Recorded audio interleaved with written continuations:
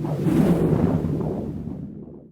folks, this is Ben Songrath with the Learning Technology Center of Illinois, and we're going to look today at 3 tips on how to be efficient with YouTube in the classroom. So YouTube is an amazing tool that has so many ways that you can leverage the video content on here and share it with your students. I know that every person on the planet seems to love to go to YouTube to learn how to do things or to learn new information, and students are included with that. So how can we as educators leverage this with our kids? Well, there's a couple of different things that we want to look at here. And the first one is when you find a good channel and you want to use it and go back to it over and over again, my suggestion to you is to subscribe to that channel. So if we want to subscribe to a channel, let's find something good. So we're going to actually look for the LTC Illinois channel. And there we have it. So we have the LTC Illinois comes up right here, and you can see that it's the LTC channel because it has a subscribe button on the right hand side, and it's a big giant red subscription button. So I'm going to click on this so you can see what the channel looks like. So here's the LTC channel. When you get to it, you can see the home where all the different uploads are, the videos, you can find different playlists that have been created, but then you can also, as I said, click subscribe to the channel. And when you subscribe to that channel, it's going to show up over on the left hand side of your YouTube display bar, and all of the other channels that you've subscribed to will also show up over there. Now, if you want to be notified when the LTC posts a new video because you really enjoy the content that it's sharing, you're going to want to hit this little bell right here, and that's going to send you alerts when a new video is posted to that channel. So if you find an educational website or educational YouTube channel that you really like and you think their videos are really powerful for your class, subscribe to them and then hit that little alert icon right there, and you'll be in business. So the next thing we want to look at is how can we create playlists of good videos that maybe you want to share with your students. Okay, so if you look at the LTC, right now they have a playlist section, and in that playlist section they have a Google Classroom playlist, and that's great. But what if I want to make my own playlist? So what I'm going to do is I'm going to look for videos. So I'm going to actually look for the LTC videos here, and I see we have a whole bunch of E-rate videos here. So what I want to do is I want to click on one of these videos, pause it so that way it doesn't play in the background. And then down here in the bottom underneath of the video, you see where it says save. So the easiest way to create a playlist is to find the video you want to add to the playlist, go down here to save, select that, and then where it says create new playlist, create the new playlist, give it a title, we'll call this E-rate. You can make it public or private, and then hit create.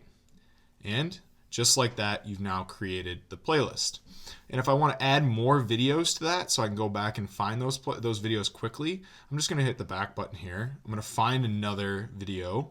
Here's another one. We're going to scroll down. We're going to find that save button again, select it, and then find the E-rate playlist, select it, and then now, as you can see down here, it says added to E-rate. So I can continue to do that with as many other videos as I want. So here's another E-rate video, select the save button, E-rate, and now I have 3 videos on my E-rate playlist. So the question becomes, now how do I share that playlist? So imagine you're creating a playlist of videos to share with your students. Where can you share that playlist with them? So I'm going to go up to my channel, which is my avatar on the top right here, click on my channel, find right here, it comes up right away, created playlists, or you can actually look over on the left hand side and you'll see underneath show more,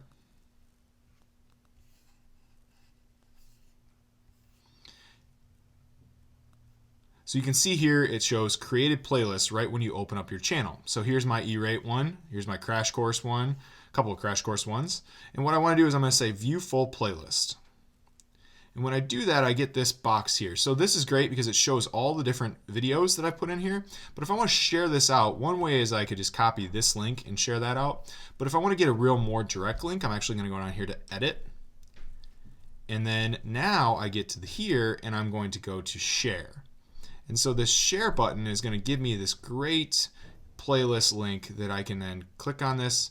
I could share it through social media if I wanted to, but I also can just copy this link and I could paste it into an email. I could paste it into a chat. I could do anything. I can open up a new tab, select paste, and when I go to that playlist, it's going to now show this view here. So there's a couple of different ways that you can share it. Like I said, when you were at this view originally, you can take this link, or you can go into edit and you can find that share feature there too. The last thing we want to do is we want to look at how we can effectively share just one YouTube video.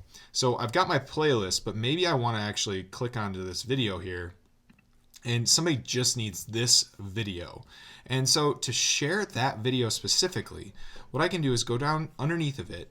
I'll back up. What a lot of people do is they just click on this link up here and they share that out. Well, that's fine, but you can see there's a lot of stuff that could go wrong when copying and pasting that, or maybe a letter gets deleted, all that type of thing. It's a really long URL.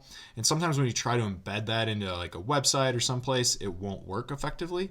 So what I always tell people is go down here to the share box underneath of the video, select it, and then you get a whole host of different options that you can share this video directly, including email.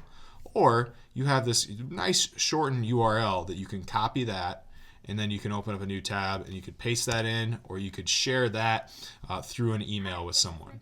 So those are a couple of different ways that you can share the email, or share the link. But the last thing I want to show you that's really neat is that if you have a longer video that you want to share with your students, but you only need them to watch at a certain point. So maybe the first 10 minutes, the first 5 minutes aren't critical to what the content you're doing. When you select that share button down here, you can go and you can see it where it says start at, and then you can change this to 2 minutes for this example.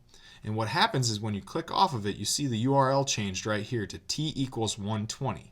So what that's doing is it's telling the link to start at 120 seconds. So now if I copy this, go up to the new tab, paste it in, that video should start at the 2-minute mark, and you can see that it did. So just a couple of really cool ways that we can leverage YouTube to share video resources efficiently with our students. So thank you for watching this video. I hope you found it useful, and happy YouTube video searching and sharing.